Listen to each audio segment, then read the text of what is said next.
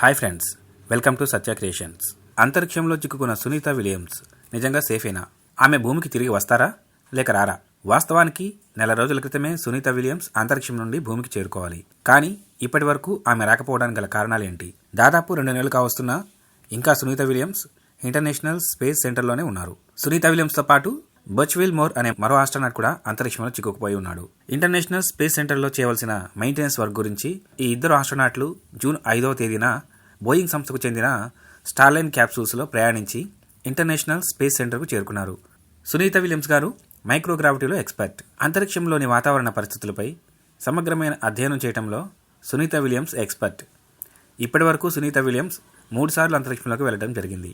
అంతరిక్షంలో ఉండే గ్రహ శకలాల గురించి, వాతావరణం గురించి, భూమికి మరియు ఇతర గ్రహాలకు మధ్య వాతావరణంలో ఉన్న మార్పులను పరిశీలించడంలో సునీత విలియమ్స్ గారు ఎంతో ఎక్స్పర్ట్.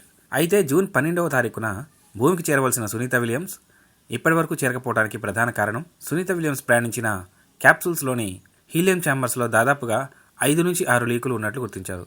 క్యాప్సూల్లోని థ్రస్టర్లో ఉన్న ఈ లీకుల కారణంగా వాహనం ముందుకు కదలటం లేదు. హీలియం లీక్ అనేది అక్కడ ప్రధాన కారణం. దీని కారణంగానే సునీత విలియమ్స్ భూమిపైకి రాలేకపోతున్నారు.